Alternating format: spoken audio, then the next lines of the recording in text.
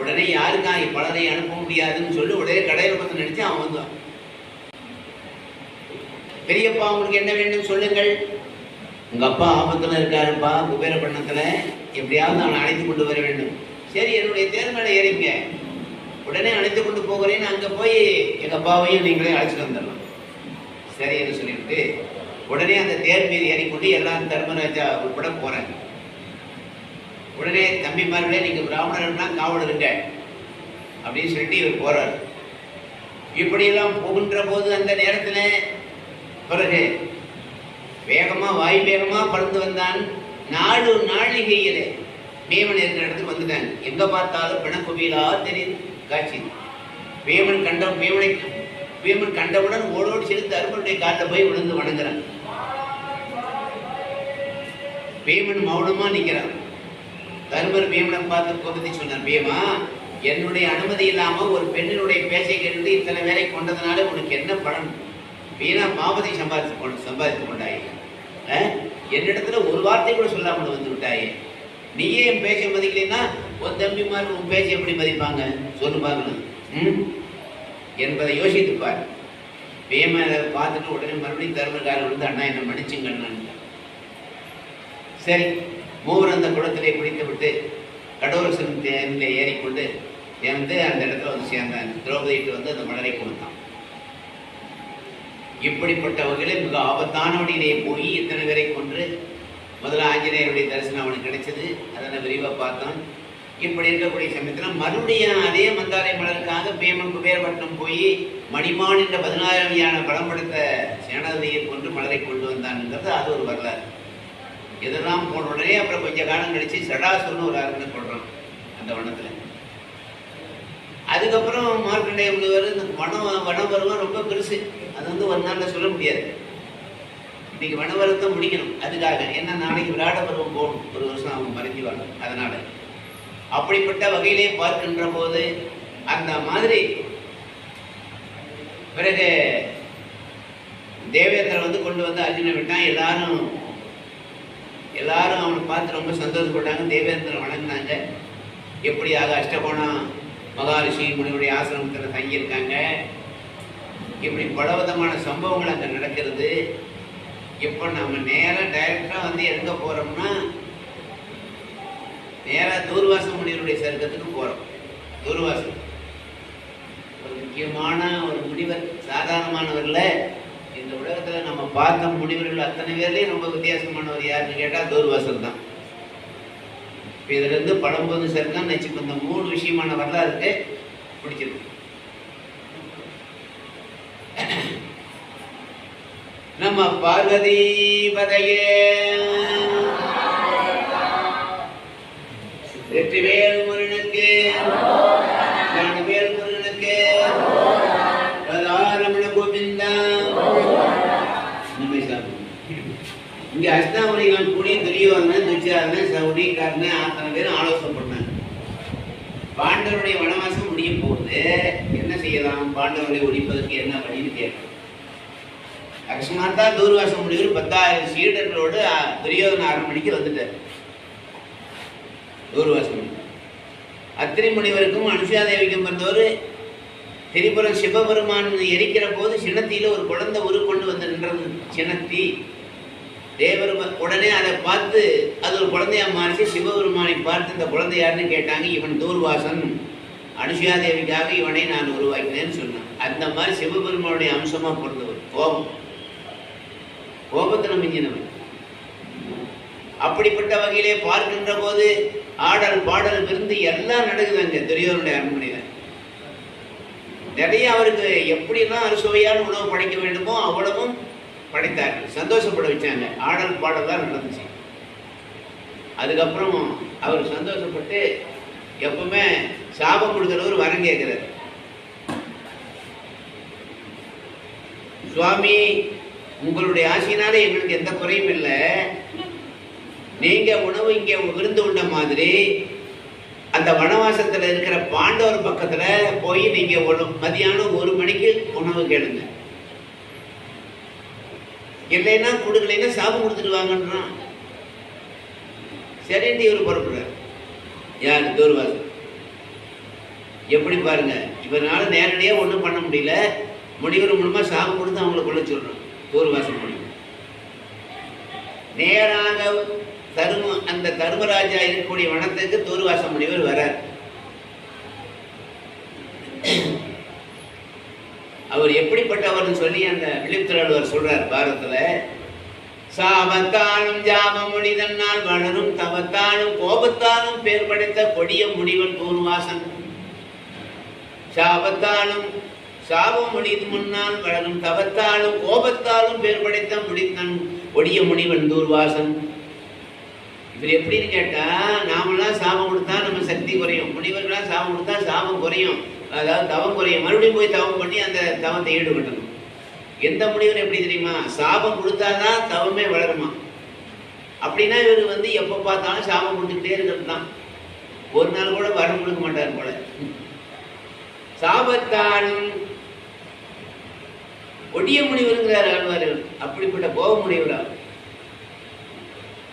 ஒரு சிஷியனும் குருநாதரும் இருந்தாங்க. சிஷியன் குருநாதர் தூங்குறதா விசிறிக்கிட்டு, இப்படி விசிறும் போது அந்த விசிறி போய் குருநாதனுடைய தலையில பட்ட உடனே அவர் தூக்கம் கலைஞ்சு விட்டுட்டே, ஒழுங்கா விசிற மாட்டேன், ஏன்டா அப்படி? மன்னிக்க வேண்டும் குருநாதா, நீங்க தூங்கும் போது விசிறும் போது எனக்கு தூக்கம் வந்துருச்சு, அந்த தூக்கத்துல உங்க மேல பட்டுடுச்சு, என்னை கோவிச்சுக்காதீங்க. உடனே அவர் கோபமா கொட்ட போனார் பாருங்க. அவர் கையில மோதிரம் இருந்துச்சு.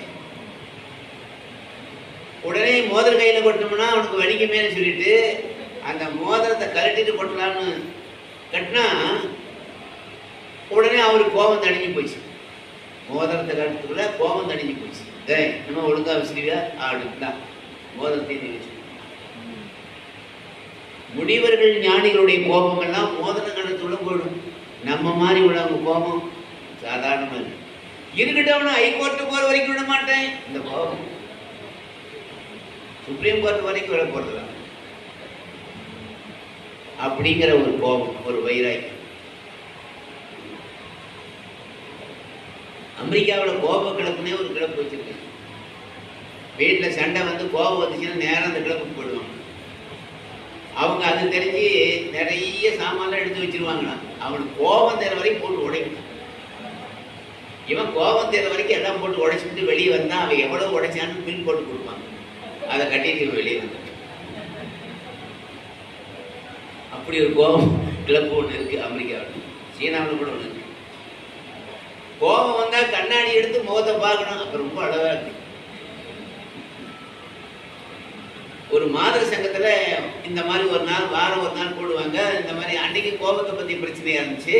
ஒரு பெண்ணு கேட்டா, ஏம்மா உங்க வீட்டுக்காருக்கு எத்தனை தடவை கோபம் வரும்? எங்க வீட்டுக்காருக்கு ஒரு வாரத்துக்கு ஒரு தடவை கோபம் வரும்னு ஒரு பெண்ணு சொன்னாங்க. பரவாயில்ல, 6 நாள் நிம்மதியா இருக்கேன். இன்னொரு பெண்ணை கேட்டாங்க, எங்க வீட்டுக்காரருக்கு 15 நாளைக்கு ஒரு தடவை கோபம் வரும்னா. அப்ப நீ 14 நாள் நிம்மதியா இருக்கேன், பரவாயில்ல.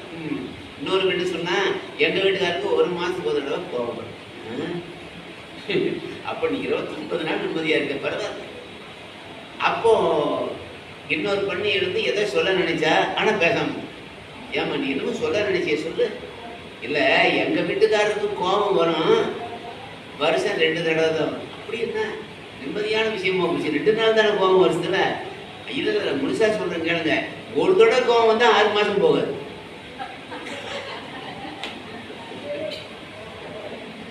அப்படின்னா வருஷம் பூரா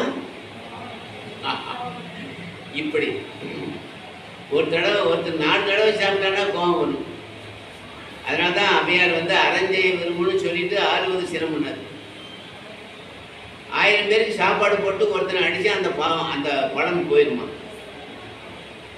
அதனால ஒருத்தர் கேட்டார், ஏங்க அந்த டவுன் பஸ் 7ஆம் நம்பர் எத்தனை மணிக்கு வரும்? அதுவா 10 மணிக்கு வரும்பா. மறுபடியும் கேட்கிறார், அந்த 7ஆம் நம்பர் டவுன் பஸ் எப்போ வரும்? 10 மணிக்கு. மறுபடியும் கேட்கிறார், அந்த 7ஆம் நம்பர் டவுன் பஸ் எத்தனை மணிக்கு வரும்? 10 மணிக்கு சொல்லிட்டு சும்மா கேட்கிறேன் அப்படின்னு அவருக்கு கோபம். ஒரு வார்த்தைய 4 தடவை கேட்டா கோபம். ஒரு இடத்துல சாப்பிட்றான், சாப்பிட்டுட்டு மறுபடியும் போய் இன்னொரு பந்தியில போடுறான். உட்கார்ந்த உடனே அதுக்கும் போடுறான். அப்புறம் 3ஆவது தடவையும் பந்தியில உட்கார்ந்தா சாப்பாடு என்னையா 3 தடவை போறவன் வயிறு என்னையா வயிறு, உனக்கு பத்தலையா அப்படின்னு அவனுக்கு சாப்பாடு போடணும்னு போகணும். எப்படிப்பட்ட வகையிலே பார்க்கின்ற போது அந்த மாதிரி இப்படி கோபம் என்பது எல்லாருக்கும் வரக்கூடிய ஒரு விஷயம்தான். ஆனா சில சமயத்துல ரொம்ப யோசிக்கணும். கோபப்படும் போது யோசிக்கணும். மறத்தல், அதாவது மறத்தல் வெகுளியை யார் மாட்டும் தீய பிறத்தல் அதனால் வரும். யாரிடத்திலையும் சினம் கொள்ளாம அதை மறந்து விட வேண்டும். தீமையான விளைவுகள் அந்த சினத்தினால் தான் ஏற்படுகிறது. உள்ளேதெல்லாம் உடனேதும் உள்ளத்தால் உள்ளார் வெகுளி என்று திருவள்ளுவர் இன்னொரு இடத்துல சொல்றார். ஒருவன் தன் மனதினாலே சினத்தை எண்ணாமல் இருப்பானால் நினைத்த நன்மை எல்லாம் அவன் அடைவான் அப்படின்னு சொல்றார். அப்படிப்பட்ட வகையிலே பார்க்கின்ற போது இட்ட தாமசின் மீதை இருத்தி எரிகால் வந்த இளைப்பாற்றி தொட்ட கழகால் கைதொட துதிப்ப தூர்வாசன் வட்டமணி தேரவன் உச்சமடைந்தான். யாம் இருந்த வட்ட விடவங்கு அமுது செய்ய பருவம் இது என்று உரைத்தான். சுவாமி தங்களுக்கு என்ன வேண்டும் என்று பாண்டவர்கள் உபசரித்து கேட்கிறாங்க. வட்டமணி தேரன் உச்சமடைந்தான். பகல் 1 மணி. எனக்கு சாப்பாடு அதிகமா பசிக்குது, எனக்கு என் சீடர்கள்லாம் சாப்பாடு போட்டுக்கணும். 1 மணிக்கு உள்ளேயே அந்த அசைவ பாத்திர உணவு மறைஞ்சு போயிடும். அதுக்குள்ள காலையிலேருந்து எவ்வளவு பேருக்கு வேணாலும் வரும். மத்தியானம் திரௌபதி சாப்பிட்டு முடிஞ்சா அதோட உணவு அடுத்த நாள் தான் அந்த அசைவ பாத்திரம் சூரியன் கொடுத்த அரிசி. என்ன செய்வது தெரியாம சொல்லிவிட்டனே, என்ன பண்றதுன்னு தெரியல. சரி சுவாமி, நீங்க போய் நதியில ஸ்நானம் பண்ணிட்டு வாங்க, அது ஒண்ணு நாங்க ஏற்பாடு பண்றோம் உணவுக்கு. என்ன செய்யலாம் எல்லாம் யோசனை பண்றாங்க. அண்ணனுடைய வருத்தத்தை கண்ட பீமசேனன் சொல்லுகிறான், அண்ணா எனக்கு ஒரு உண்மை புலப்படுகிறது. என்ன என்ன? இந்த முனிவர் தானா வரல, பின்ன அந்த துரியோதனை அனுப்பித்தான் வந்திருக்காரு. மேவார் உரைக்க இவன் வந்ததெல்லாம் பிரிது வேறில்லை. ஆவாபிதற்கு என் செய்வோம் ஆமாறாக நாம் எழுந்து கோவானவனும் படபடையும் குன்ற சென்று பொருது எமைப்பில் சாவா நிற்பது உறுதி அணி என்றான் வஞ்சான் சமீரணியே. அண்ணா, இவர் துரியோதனை காலம் பண்ணாத காலத்துல உணவு கேட்டு வந்து நாம இல்லைன்னு சொன்னா உடனே கோபத்தினால சாபம் கொடுக்க சொல்லியிருப்போம். அதுதான் வந்திருக்காரு. ஆகினாலேதான் இந்த காலம் பண்ணாத காலத்து முனிவர் வந்து நம்ம கிட்ட சாப்பாடு கேட்டுட்டார். அதுக்கு முன்னால எனக்கு கொஞ்சம் அனுமதி கொடுங்கன்னு கேட்டான். என்னடா, துரியோதனை கொள்றேன்னு நான் சபதம் பண்ணிட்டு வந்தேன். ஒருவேளை அந்த முனிவர் வந்து சாபம் கொடுக்கறதுக்கு முன்னால அந்த சபதம் பொய்யா போயிருமே. ஒரே ஒரு விஷயம், எனக்கு கொஞ்சம் அனுமதி கொடுங்க. இப்ப போய் இந்த பாவி துரியோதனாதிகள் தான் என் கதாயுதத்தை அடித்து கொண்டுட்டு வர்றேன். அப்புறம் முனிவர் சாபம் கொடுத்தா பரவாயில்ல அப்படின்னா.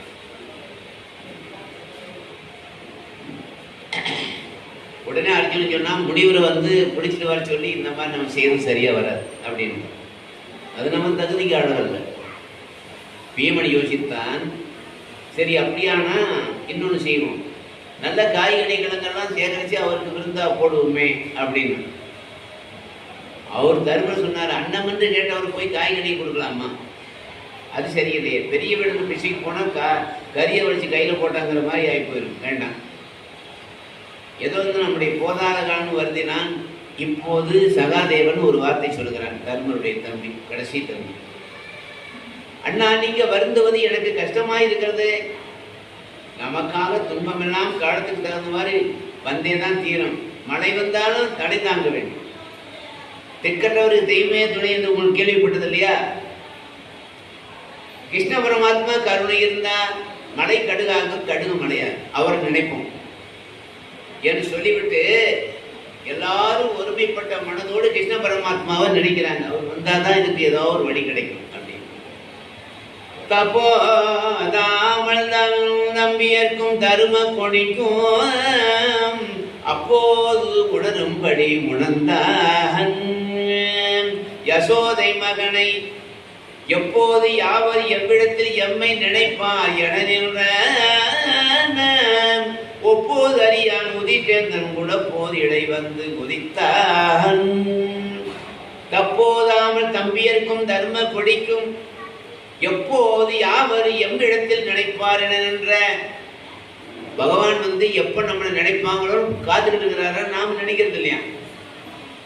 எப்போது யாவர் எவ்விடத்தில் எம்மை நினைப்பார் என நின்ற, அதாவது பகவான் நினைக்கிறது நேர காலம்னா ஒண்ணும் கிடையாது, எப்ப வேணாலும் நினைக்கலாம்.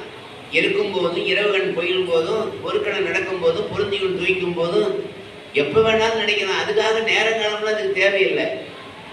ஒருத்தரை பார்த்து நீங்க மூச்சு எப்பப்ப விடுவீன்னு கேட்டா, நான் கொஞ்ச நேரம் இப்போ மூச்சு விடுவேன், கொஞ்ச நேரம் நினச்சி கொஞ்சம் மூச்சு விடுவேன், அப்புறமா 1 மணி நேரம் நினச்சி மூச்சு விடுவேன்னு சொல்லுவார். மூச்சு தண்ணீரியாமல் வந்து கொண்டு இருக்கு. அதுபோல எப்போ வேண்டுமானாலும் சொல்லுதான், இதுக்கெல்லாம் நேரங்காலம் கிடையாது. அப்படிப்பட்ட வகையிலே பார்க்கின்ற போது அந்த மாதிரி தான் எப்போ வேணாலும் நினைக்கலாமா. இப்போ குளிர்காலத்தில் போய் தண்ணி பந்தல் வச்சா யாராவது குடிப்பாங்களா? வெய்ய காலத்தில் வச்சா குடிப்பாங்க. அதுபோல அதுக்கு ஒரு கால நேரம் இருக்குது. அதுபோல இறைவனை நினைப்பதற்கெல்லாம் கால நேரமே கிடையாது.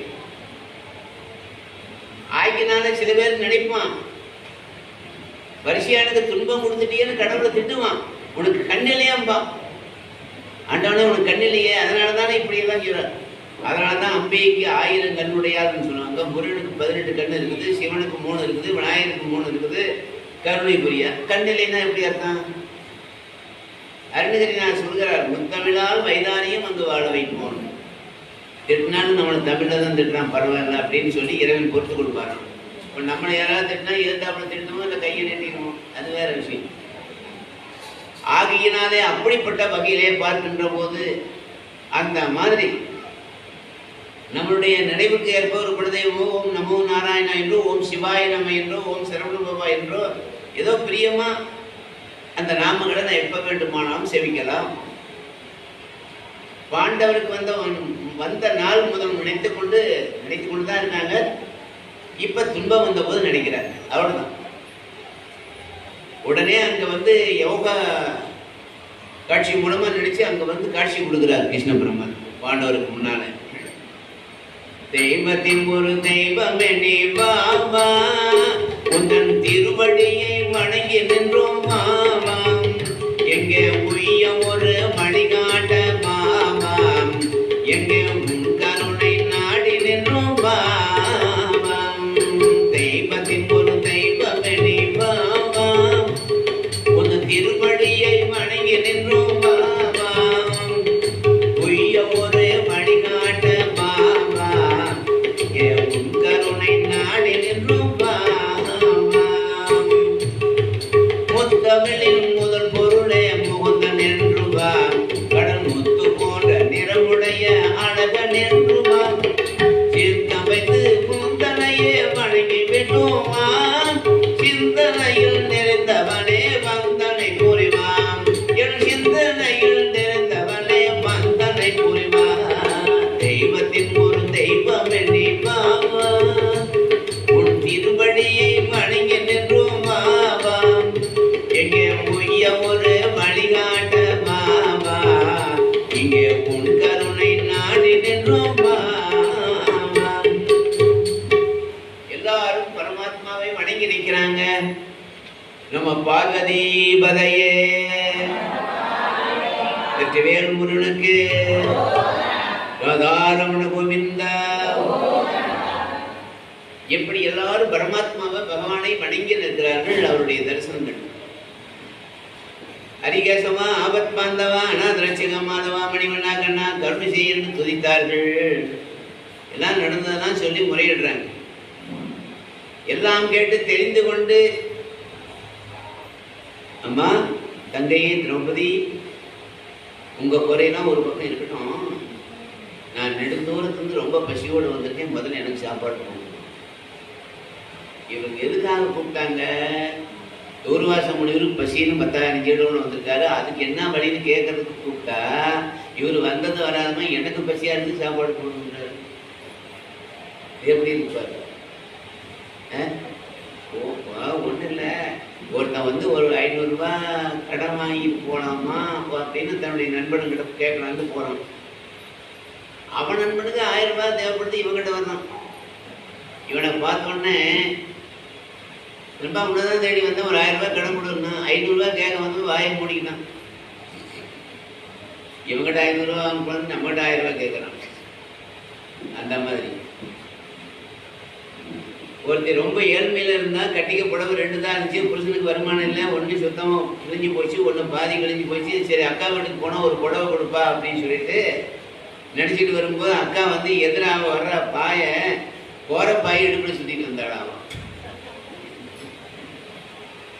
இவ இன்னும் பேசல, ஒண்ணு கேட்க வந்தே மறந்து. இது மாதிரி எப்படிப்பட்ட வகையிலேயே பார்க்கும்போது ஒரு ஹோட்டலில் போய் ஒருத்தன் கேட்டான், என்னக்கா உங்க ஹோட்டலில் மட்டும் ஏன் இப்படி பூரி வந்து இவ்வளவு மெதுவா இருக்கு அப்படின்னா, அது ஹோட்டல சர்வர் மேனேஜர் சொன்னாரு, எங்க மற்ற ஹோட்டல் மாதிரி எங்க இல்லைங்க, நாங்கெல்லாம் பூரி மாவை கையால பேசுறதுல காலில் தான் பேசிடணும்.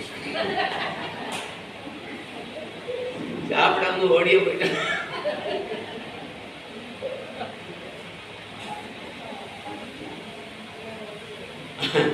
அந்த மாதிரி திரௌபதி கண்ணீர் சிந்தி கொண்டு, கிருஷ்ணா திருவடியில விழுந்து, கண்ணா நீங்களும் எங்களை சோதிக்கலாமா?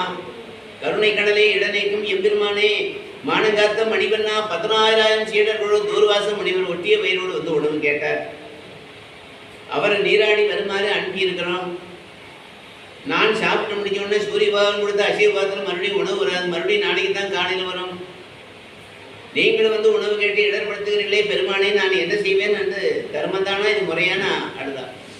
தங்கி என்னிடத்துல பரிகாசம் பண்ணாதம்மா, சீக்கிரம் போய் அந்த அட்சய பாத்திரத்தை எடுத்துட்டு வா. அண்ணா அதுல ஒன்றும் இல்லை, எடுத்துக்கிடுவார்னா வா.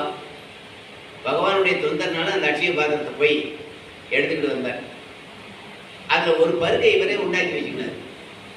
தினமும் ஒரு பருக்கை இருக்கு, இது போதுமே. அதை எடுத்து அப்படியே வாயில வச்சு சுவைத்தாராம். அந்த அன்னம் சதுர்மறையும் அன்னமாகி அருள் செய்தோன், எந்த உலகம் முழுதாண்டம் உளறி இதழில் இடை வைத்தான். வந்து சுனையில் வந்தன செய் மறையோர் எவரும் வாரிதி முன் தந்த அமுது உண்டவோர் தாமும் தணிந்து நின்றான்.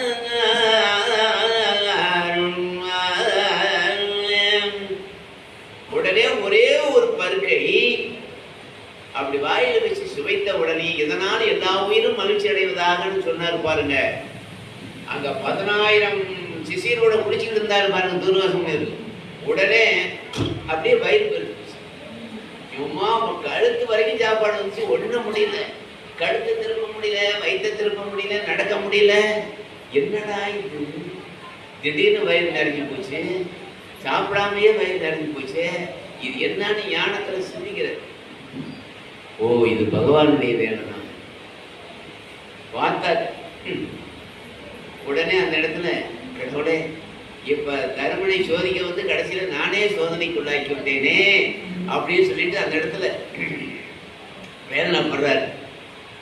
இப்படிப்பட்ட வகையிலே பார்க்கின்ற போது உதரம் குளிந்து, வடிவு குளிந்து, உள்ளம் குளிந்து, மறைநாரும் அதரம் குளிந்து, கண்டு குளிந்து, அங்கு அருமா மறை முடிவன் அதிசயத்து. என்னடா இது, ஒரு வாரத்துக்கு பசிக்காது போல இருக்கு. அவன் வேற சாப்பாடு பண்ணி வச்சிருப்பான், அங்க போய் சாப்பிட்டீங்கன்னா அவன் கோபத்துல சாப்பிட்டு கொடுத்துருவானே தருமே.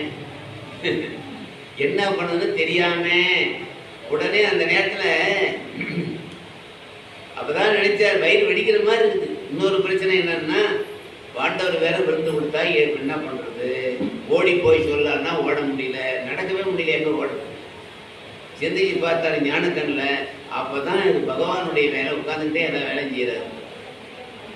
இதை உண்டது வயிறு குளிந்தது, உள்ளம் குளிந்தது, உதடு குளிந்தது, தூர்வாசல் உண்டு விட்டோம். உடனே அங்கிருந்து உருண்டே வராராம், நடக்க முடியல, உருண்டுகிட்டே வராரா. தர்மராஜா உணவு செய்யாதே, உணவு செய்யாதே, உணவு செய்யாதே என்று அந்த இடத்துல அப்படியே உருண்டுகிட்டே வராராம். அப்படியே என்ன பண்ணுவார், எப்பேற்பட்டவர் தெரியுமா தூர்வாசல்? சிவனுக்கே சாபம் கொடுத்தவர். திருமாலே மகாவிஷ்ணே சாபத்துக்கு அஞ்சு ஓடினாரு தூர்வாசனுடைய சாபத்து. பிரம்மாவுடைய ஒரு தலையை கெட்டிய உனக்கு பைத்தியம் பிடிக்கணும்னு சொன்னாரு சிவனுக்கு. இப்படி சாபம் கொடுத்தவர் இங்க ஒண்ணும் பண்ண முடியும். ஏன்னா பாண்டவர்கள் நல்லவர்கள். நாங்க யாரிடத்துல வரதுன்னு தெரியாம வந்துட்டோம். வாசுதேவா அமது, கோவிந்தா அமுது, அமுது உண்டு வயிறு வலிக்குதே என்ன செய்யுதுன்னு சொல்லி துதித்தார். அதாவது ஒரு இங்கே வந்துட்டார். உடனே கிருஷ்ணர் பார்த்தார் கண்ணன், அம்மா திரௌபதி இவருக்கு போதுமான சாப்பாடு, இலை இல்ல, விருந்து இல்ல, வயிறு நிறைஞ்சு போயிடுச்சு, தர்மா விருந்து வேண்டாம். அப்பதான் தர்மர் நினைச்சார், பகவான் உட்கார்ந்த இடத்துல இருந்தே எவ்வளவு செய்கிறார், என்னென்னவோ பண்றார் அப்படின்னு சிந்தித்தார். துர்வாசர் வருந்துகிற போது தங்கையை, அம்மா கொஞ்சம் தண்ணி கொண்டாந்து அவர் கொடு. உடனே அங்க இருக்கிற அத்தனை பேருக்கு தண்ணி கொண்டாந்து கொடுத்து குடிச்ச உடனே அப்பதான் கொஞ்சம் மூச்சு விடுறாங்க. சாப்பிட்டு சோடா குடிச்சா கொஞ்சம் வயிறு கொஞ்சம் தாகுமே, அந்த மாதிரி. அதுக்கு அப்புறமா கொஞ்சம் மூச்சு விட்டாங்க. அப்புறம் துர்வாசர் சொன்னார், தர்மராஜா நடந்ததை சொல்றேன் கேளு. துரியோதனை என்னை அழைத்து கொண்டு போய் விருந்து கொடுத்தான், உண்டேன். கானகத்துல உண்ட பிறப்பு இங்க வந்து போய் விருந்து கேளுங்கன்னு சொல்லி அனுப்புனான். இங்க வந்து சாபம் கொடுக்கலான்னு தான் வந்தேன், ஆனா விருந்து கொடுத்துட்டீங்க. இப்ப நீங்க வரம் கேளுங்க அப்படின்னு. உண்டோம் உண்டோம் அமிர்தத்துக்கு நிகரான உணவு உண்டோம், கண்டோம். இங்க யாரு கண்டது? பகவான கண்டார். இது ரெண்டு காட்சி யாரால கிடைச்சது? பாண்டவர்கள். அங்க போனாலே என்ன கிடைச்சது? பாண்டவர் குலத்துக்கு வரம் கேட்டான் துரியோதனை. இங்க வந்தனால பகவானுடைய காட்சியும் கிடைச்சது, அமிர்தத்துக்கு நிகரான உணவும் கிடைச்சது. ஆகையினால அப்படிப்பட்ட வகையில் அதனாலதான் இன்றைக்கும் தர்மராஜாவும் திரௌபதிக்கும் பல மாவட்டங்கள் நிறைய கோயில். அப்படிப்பட்ட வகையில அந்த மாதிரி கிருஷ்ணர் எடுத்து தருமா, எறும்பை எறும்பு அரிக்குமா, அது போல உங்களை துரியோதனன் அழிக்க முடியாது. ஆகியால் எப்பப்பெல்லாம் உதவி தேவையோ அப்பெல்லாம் நான் நினைங்க வர்றேன்னு சொல்லிட்டு பகவான் துவாரைக்கு போயிட்டார். தூர்வாசல் தலையை தங்க போட்டு காணாம போயிட்டார். இந்த மாதிரி அந்த உணவு அந்த இடத்துல வந்து அவர் வயிறு நிறைய செஞ்சது. இதுக்கு இது அன்னைக்கு அட்சய திருதி, அதனால இது சாதிக்க முடியும். ஆகினால அப்படிப்பட்ட வகையிலே பார்க்கின்ற போது இது அட்சய திருதி அன்னைக்கு நடந்தது. அட்சய பாத்திரம் தான் ஒரு பருக்கை ஒட்டிய கீரையும் ஒரு பருக்கை எடுத்து அவருடைய வாயில வச்ச உடனே நிரம்பி விட்டது. அது போல தூர்வாசருக்கும் சீடருக்கும் வயிறு நிறைஞ்சு போச்சு. இது அஷ்டமா சக்தியில ஒண்ணு ஈசத்துவம் பேர். இது அதாவது ஒரு துளி பல மடங்கு ஆகும். இதைத்தான் செஞ்சார் அவர். எப்படிப்பட்ட வகையிலே பார்க்கின்ற போது நெல்லி மரம், அத்தி மரம், அந்த மரத்துக்கு கீழே இருந்து தியானம் பண்ணா ரொம்ப விசேஷம், மிக விசேஷம். இதெல்லாம் இப்படி இருக்கக்கூடிய ஸ்தானத்துல அதுக்கப்புறம் இப்ப அடுத்த ஒரு வனத்துக்கு வர்றாங்க, அமித்திரமுனியுடைய வனத்துக்கு. யாரு? பாண்டவர்கள். அந்நெடு வனத்தில் அகன்றவின் அமித்திரன் பேர் என்னும் ஆமுனிவர்க்கின்றே யாவரும் அருகு செல்லார் நன்னல மிகுந்த நெல்லின் அருக்கணி ஒன்றை கண்டான். நம்ம பார்வதி பதையே சாப்பிட்டீங்களா? நம்ம பார்வதி பதையே வெற்றிவேல் முருகனுக்கு, ஞானவேல் முருகனுக்கு, ராதாரமண கோவிந்தா.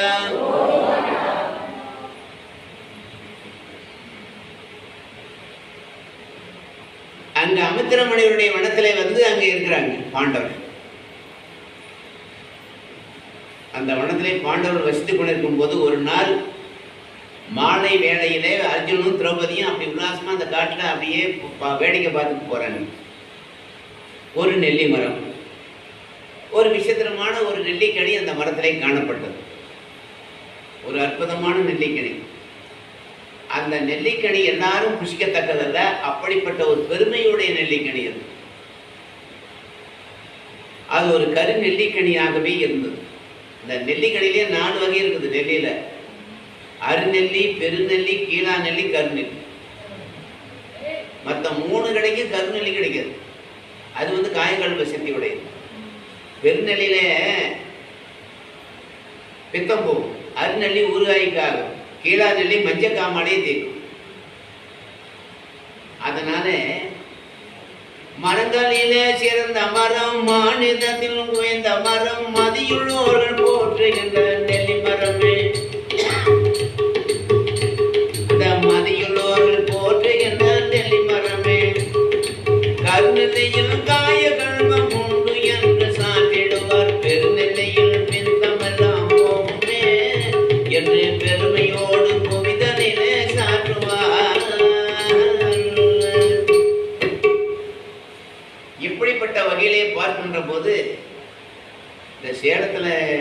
நம்ம இங்கிருந்து பஸ்ல சேலத்துக்கு போகும்போது பார்த்தீங்கன்னா இந்த பக்கம் அந்த கஞ்சமடை தெரியும்.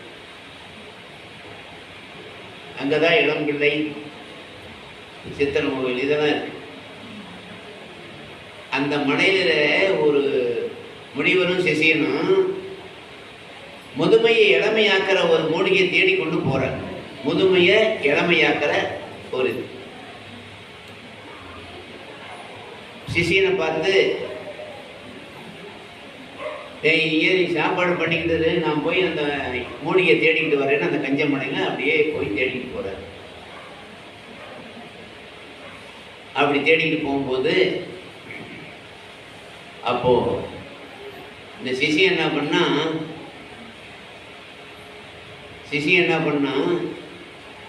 ஒரு பாத்திரம் வச்சு சோறாகிட்டு இருந்தான். கரண்டி எடுத்துட்டு வரல, தொல்லாவது பக்கத்துல ஏதோ ஒரு கருப்பா ஒரு குச்சி ஒண்ணு கிடந்துச்சு. இந்த குச்சியில எடுத்து அந்த சோத்தை கிளறி விட்டா சோறு கருப்பா போச்சு. ஐயா, சோறு கருப்பா போச்சே, நம்ம குருநாதர் பார்த்தா போய் பாரு, கீழையும் போடக்கூடாது. அந்த சிசியன் என்ன பண்ணா, கருப்பா இருக்கிற சோத்தை போற இவனே சாப்பிட்டுருக்கான். சாப்பிட்டா இவன் பாருங்க 60 வயசு இருக்கிறவன் 16 வயசா மாறினா.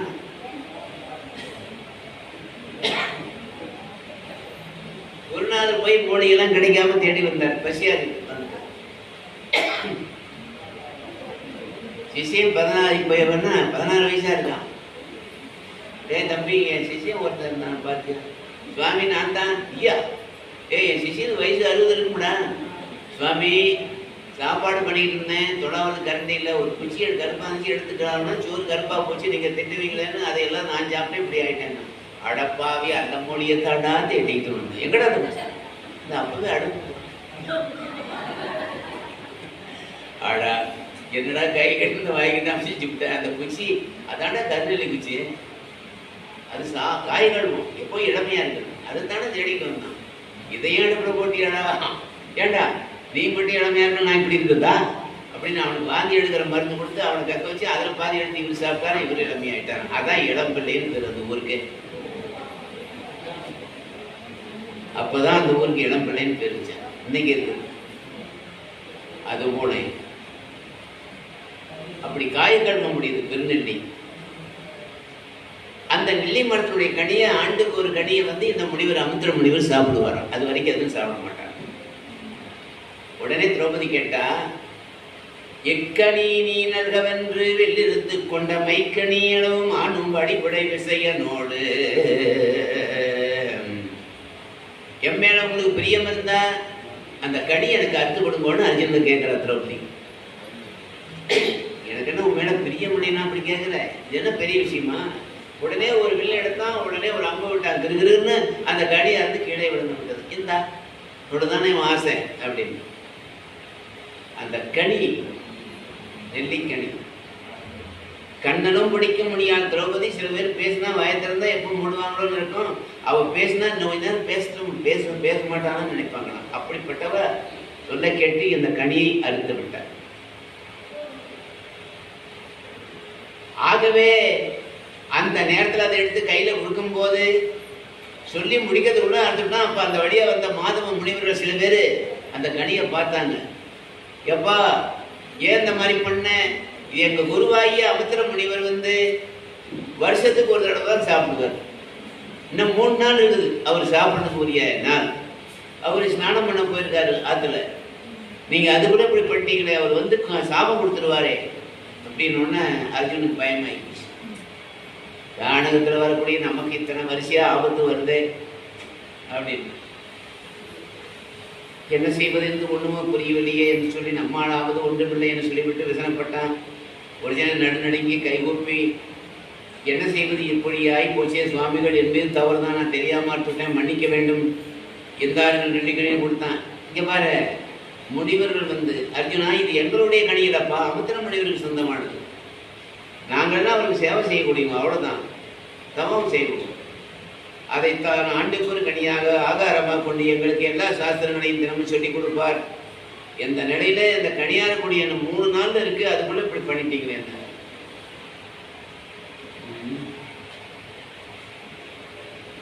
என்ன செய்யணும் ஒண்ணுமே புரியலையே. இந்த கனியை நாம வேற அறுக்க சொல்லி அறுக்க கொடுத்துட்டுமேன்னு வருத்தப்படுறாங்க. இப்படியாக திரௌபதி பேச்சு கேட்டு அது அறுத்துட்டியன்னு சொல்லிட்டு அந்த நேரத்தில் நேராக அங்கிருந்து போய் அண்ணன் கிட்ட சொன்னான், அண்ணா இது போல இப்படி பேச்ச கேட்டு அந்த நெட்டிக்கணி அறுத்துட்டேன், என்ன செய்யறதுன்னே தெரியல. அப்போ சரி கவலைப்படாதுன்னு சொன்னாரே தவிர ஏண்டா அப்படி பண்ணேன்னு தர்மனும் கேட்கல. ஆனாலும் மனசுக்குள்ள கவலை. நாம இருந்தா என்ன சொல்லியிருப்போம், ஏண்டா இப்ப பேச்ச கேட்டு இப்படி அறுத்துட்டியா, அவன் இப்படித்தான் பூவை தேடி குபேரப்பட்டினம் போய் குபேரனுடைய பகை தேடிக்கிட்டான், நீ என்னடான்னா இந்த மாதிரி இப்ப பேச்ச கேட்டு நெல்லிக்கணி அறுத்த. ஒருத்தனும் சொல்லாம அவன் ஒரு காரியத்தை செய்றீங்க, இனி உங்களுக்கு எனக்கு ஒத்து வராது, அவங்க அவங்க பாட்டுக்கு ஒதுக்கிட வேண்டியதானு சொல்லுவோம் என்று. ஆனா தர்மராஜா அப்படி சொல்லல. காடுரை வாழ்க்கையை தேன் காய்கனி மூலம் தின்று ஒரு காலம் போக்கி நீங்களாதிருக்கும் தம்மை நாடொரும் இடையூறு அன்றி நண்ணுவதில்லையாயின் ஏடுருதாராய் செய்வதன் கொள்கையம்பினான்.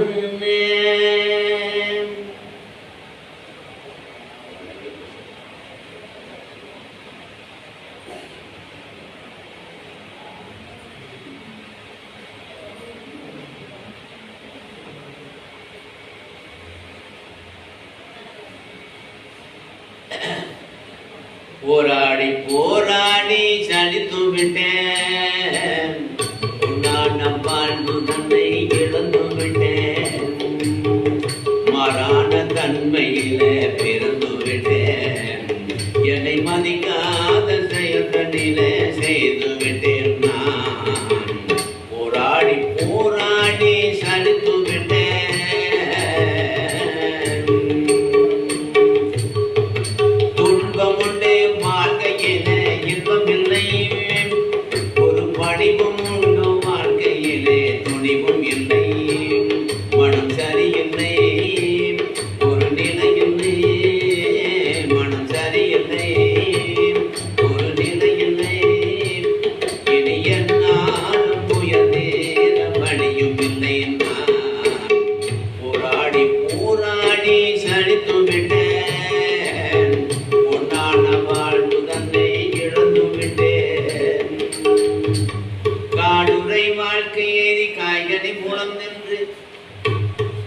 வனவாசம் அந்த நாட்டில இருந்து தொடர்ச்சியா ஒவ்வொரு துன்பம் வந்து கொண்டே இருக்கிறது. அதுக்கு ஒரு முடிவையே காணும். என்ன செய்வது? இப்படிப்பட்ட வகையிலே பார்க்கின்ற போது அந்த நேரத்துல அதை பார்த்த உடனே திரௌபதி ரொம்ப வேதனைப்பட்டார். சொல்றா எல்லாருக்கும், பெண்மொழி கேளார் என்று பெரியவர் கொண்டிருந்த மண்மொழி வார்த்தை பொய்யோ, வருந்ததி குற்றமெல்லாம் என்மிக வெண்ணின் முன்னமென் பொருட்டொன்றோ என்று கண்மலர் அருமையே சோழர் கடற் பிறந்தாலும் சொன்னார். பெண்கள் பேச்சே பெரியவங்கள்லாம் கேட்க மாட்டாங்க, நீங்க காட்டுக்கு வந்தது என்னால தானே, இப்ப நேர்ந்ததும் என்னால தானேன்னு அழுதாளம். நீங்க காட்டுக்கு வந்தது என்னாலதான், இப்ப இந்த மாதிரி நெல்லிக்கணி அறுத்தது என்னாலதான், நான் தானே உங்களுக்கு எல்லாமே. காட்டுக்கு வந்தது அவளாலின்னு ஏன் சொன்னான்னா, மேல் மாடியில நின்று கொண்டு துரியோதனம் மயன்கட்டிய மண்டபத்துல விழுந்த போது அவள் சிரித்தாளாம். அதனாலதான் அந்த சூதாட்டமும் அதனால வந்த போராட்டமும் இங்க வனவாசம் அதைத்தான் இப்ப சொல்லி அழுகிறார். என்னால்தான் உங்களுக்கு துன்பம் வந்துச்சு.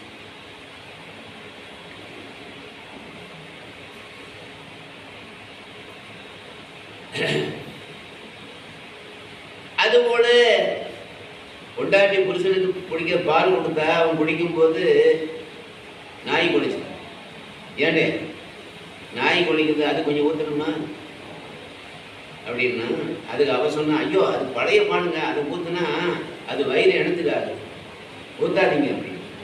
அப்போ எனக்கு மட்டும் ஒத்துக்குமா? அப்போ நாய்க்கு பழைய பாலை ஊத்தாதுன்னா அப்போ எனக்கு மட்டும் ஒத்துக்குமான்னு அப்படின்னு கேட்டான். ஏங்க உங்களையும் அதையும் ஒன்னா வச்சு பார்க்காதீங்க, அது ஏற்காட்டுல ஏற்காட்டு சொல்ல வளர்ந்தவ நாய். அதனால அதுக்கு போய் நம்ம இப்படிதான் கொடுக்க கூடாதுங்க. இப்படி மனைவி இருந்து அவ பேச்சை கேட்டா அவன் ஒரு புழுவானப்ப. ஆக ஆகையினாலே அப்படிப்பட்ட வாயில இருக்கக்கூடிய சமயத்துல அண்ணா எனக்காக நீங்க வருந்த வேண்டாம், பழத்தை அர்த்தவன் நான் தான், அதனால என்னையே முனிவர் சாபம் கொடுப்பார், உங்களுக்கு தான் ஒன்றும் ஆகாது, ஆகையினாலே உங்களுக்கு சாபம் வராதுன்னா. தருமர் சொன்னார், தம்பி சாபத்தினாலே சாகவும் நீ நாங்கள்லாம் பார்த்து உயிரோடு இருப்போம் என்று நினைத்துக் கொண்டிருக்கிறாயா? எல்லாரும் செத்தாலும் ஒன்னா சாபம் இருந்தா ஒன்னா வாழும், நீ சாபம் பெற்று சாபம் பெற்று எங்களுக்கு மகிழ்ச்சி என்று நினைக்கிறாயா அர்ஜுனா?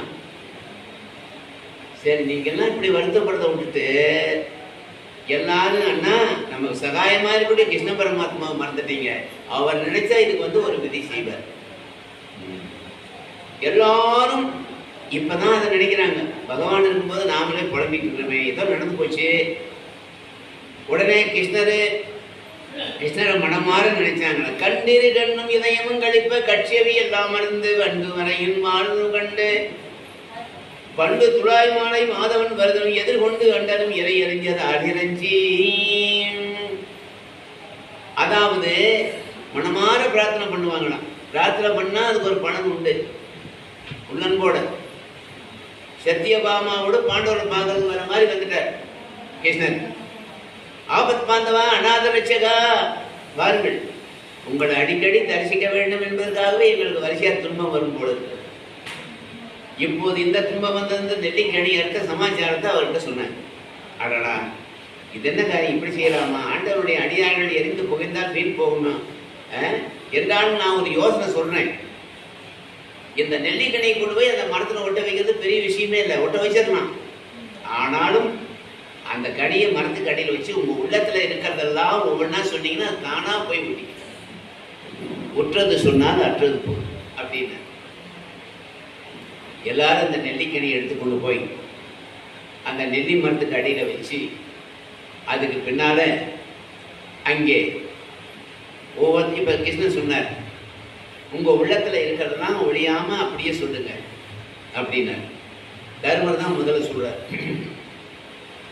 வெள்ளுகாரமும் மெய்மையும் புகழும் ஏகமேனியனும் அன்றி செல்லுக பாவம் பொய்மொழி கோபம் தைத்தியர் குளமுன தெளிவுற்று அள்ளும் வெம்பகளும் என் மனம் நிகழும் அழகையாய் உன்னையே அன்னையை முன்னம் கொண்டுதல் புரிந்தோ என்றனன் முரசம் போட்டிய கொன்ற வெங்கொடியான். பூதகி ஆதியிலே கொன்ற பெருமானே, நீலமேகமாகமாய் கிருஷ்ணமூர்த்தியும் நித்தியமாக இடத்திலே நீங்கள் நீடோடு நிலைபெற்று வாழத்தக்க பெருமானே, பொதுவாக என்னுடைய மனதிலே பாவம் ஒழிய வேண்டும், பொய் ஒழிய வேண்டும், கோபம் ஒழிய வேண்டும், அரகர கோலம் போட்டு அழிய வேண்டும் என்று சொல்லிவிட்டு அந்த இடத்துல இரவு பகலும் என் நேரம் அதை தான் நினைச்சிட்டு இருக்கேன், அதை மாதிரி நடந்துட்டு இருக்கேன். 2 முறை அந்த கனி மேலே போய் அந்த இடத்துல நிற்குது. அவர் சொல்லி முடிச்சோன்னே ஒரு தகப்பன் தன்னுடைய பிள்ளைகளுக்கெல்லாம் பாகம் பிரிச்சு கொடுத்துட்டான். கடைசியா ஒரு வயிறு மோதம் ஒண்ணு மிச்சம் இருந்துச்சு. யாரு பெருந்தன்மையான காரியம் செய்யறாங்களோ அவங்களுக்கு இந்த வயிறு மோதம்னு சொல்லிட்டான். ஒருத்தன் பார்த்தான், அப்பா பாண்டு பத்திரம் இல்லாம 1000 ரூபாய் கொடுத்து வச்சான் ஒருத்தன், மறுபடியும் திருப்பி கேட்கும் போது மோசம் செய்யாம பணத்தை கொடுத்துட்டேன்னா அது நேர்மையான காரியம் செய்ய வேணாம். ரெண்டாவது மகன் சொல்றான், தந்தையே ஒரு குழந்தை ஏரிக்கரையில இருந்து விழுந்து கரையில இருந்து தண்ணியில விழுந்து விட்டது, நான் உடனே உயிரை துருமா நினைச்சு அந்த குழந்தையை காப்பாத்தி கொண்டு வந்து கரை சேர்த்தேன். இது மனிதனா பிறந்தவனுக்கு இயற்கைதான், இது ஒன்றும் பெரிய விஷயம் இல்லை.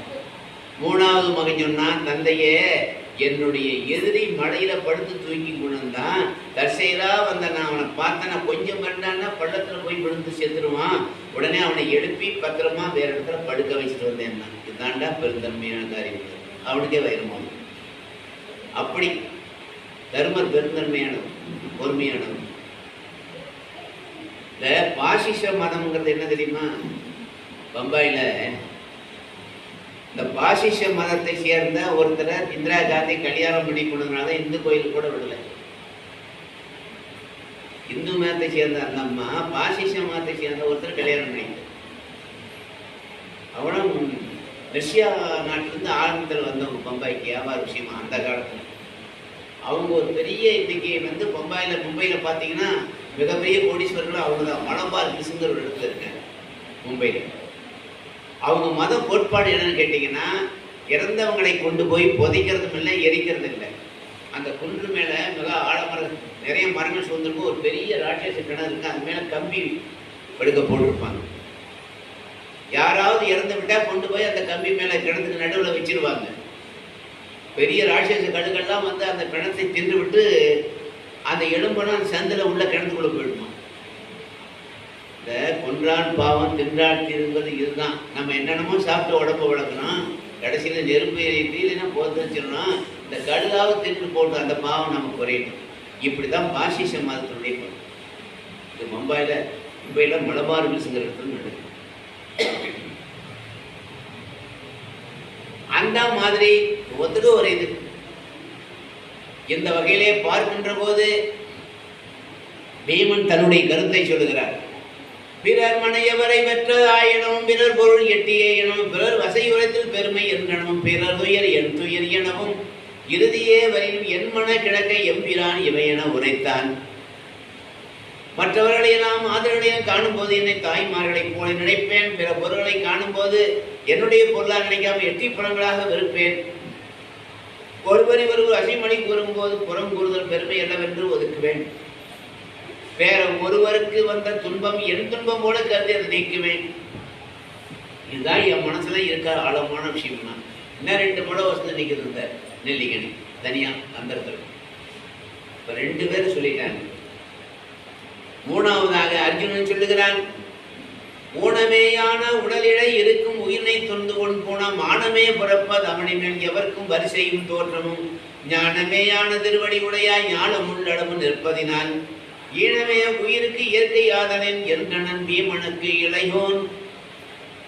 இழிவே, அதாவது இழிவே உயிருக்கு இயற்கையாக உள்ளதாலும் இவ்வுலகம் உள்ளவரையிலே மானம் என்பது அழியாமல் நிற்பதினாலும் என்ன தன்மை உடையது இந்த உடலில் இருக்கும் உயிரை துறந்தேனும் ஒருவருக்கு ஒடியுள்ள அணிபோல சிறப்பையும் தோற்றத்தையும் நற்குடிப்பிறப்பையும் கொடுப்பதும் நல்ல நற்குடிப்பையும் மானத்தையும் பெற்று பாதுகாக்க வேண்டும் என்பது என்னுடைய உள்ள கருத்து. மானத்தை நான் உயர்வா நினைக்கிறேன் அப்படின்னா, ஆகையினாலே அந்த கனி மறுபடியும் 2 முழம் போய் மேல அப்படி நிற்குது. 3 பேர் சொல்லிட்டாங்க.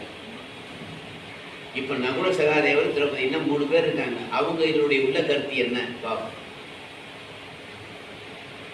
குளமிக உடையர் குணமிக உடையர் குறைவில் செல்வமும் மிக உடைய நலமிக உடையர் எனினும் கல்வி ஞானமும் அற்பமில்லாதவரை பழவிரி தீகிரி செங்கையாய் முறுக்கின் மலரென மலரென நான் மதிப்பேன். என்ன சொல்றான் பெருமானே,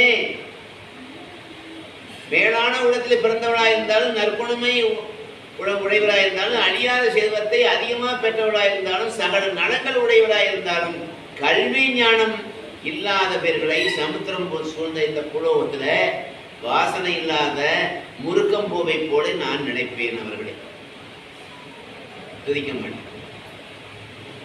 இப்படியாக அவனுடைய கருத்தை சொல்லுகிற போது என்ன 2 முழம் மேல போய் நிற்குது அந்த நெல்லிக்கனி. இந்த உலகத்துல ஒரு மனிதனுக்கு வரக்கூடிய ஆபத்துகளை எல்லாம் எப்படியெல்லாம் அதை தீர்ப்பது என்பது அறிவு தான் சிந்திக்குது. அந்த அறிவு இல்லைன்னு சொன்னால் வாழ்க்கையிலே படபலமான நிம்மதியை நாம ஏற்படுத்திக் கொள்ள முடியாது. அறிவு வேணும். அப்படிப்பட்ட வகையிலே பார்க்கின்ற போது அந்த மாதிரி அறிவத்தை அவன் நினைக்கிறான். அதுக்கப்புறம் சகாதேவன் சொல்லுகிறான், ஒரு மொழி அன்னை வரம்பிலா ஞானம் உற்பவர் காரணி என்றும் தருமமே துணைவன் என்றும் கருணையே தோழன் என்றும் சாந்தமே நலனொரு தாரம் என்றும் அரியதின் பொறையே மைந்தன் மற்றிந்த அறுவரும் உறவினர் என்றி இருவரில் இளையோன் ஏம்பினன். இப்படியாக சகாதேவன் ஞானம் உள்ளவன், சாஸ்திரத்தினை கரைகின்றவன் அவன் சொல்லுகிறார். சத்தியம்தான் தாயி, அளவு விடாத ஞானம்தான் தந்தை, என்னாலும் தர்மன் தான் சகோதரன், கிருபையே தோழன், சாந்தமே குணம், சாந்த குணமே சகல நன்மை தரும் தர்ம பத்தினி, அருமையாகிய பொறுமையே புத்திரன். இந்த 6 பேரும் தான் எனக்கு உறவு. குந்தி தேவியோ மாத்ராதேவியோ பாண்டுராஜனமோ என்னுடைய தாய் தந்திருக்கிறாங்க அப்படி சொல்றான். இதுதான் என்னுடைய உள்ளத்திலே இருக்கிறது. என்ன 2 முழம் மேல போயிடுச்சு அந்த நெல்லிக்கணி. இப்போ கடைசியாக திரௌபதி சொல்றாங்க, வள்ளார் சொல்ற, தந்தையும் தாயும் குருவும் நான் போற்றும் சாமியும் பூமியும் பொருளும் நீ சொந்த நல்வாழ்வும் நேயமும் துணியும் சுற்றமும் முற்றும் நீ என்றே சிந்தை ஒன்று இருக்கிறேன். இது நின் திருமணம் அறிந்ததே எந்தாய் சிந்தையை உடைகளை யாங்குளம் கடங்கள் நீதியோ எனக்கழகோ என்று பாடுறார். பட்டன்தார் சொன்னாரு, அத்தமும் வாழும் அகத்து மட்டே வெளியம் பொருக மெத்திய மாதிரி மீதி மட்டே விம்பி விம்பி ஆடும் கைத்தலைமையில் வைத்து ஆளும் மைந்தரும் சுடுகாடு மட்டே பற்றி தொடரும் இறைவனை பொன்னியம் பாவமே பட்டிருந்தார். ஒரு கணவன் இறந்து விட்டா மனைவி வீதியோடு சரி, சொத்து சோகம்னா அப்படி வீட்டோடு சரி, சொந்தக்காரங்க உறவினர்கள் சுடுகாட்டு வரைக்கும் வரும், மகன் கடைசி வரைக்கும் அந்த சுடுகாட்டு வரைக்கும் வருவான்.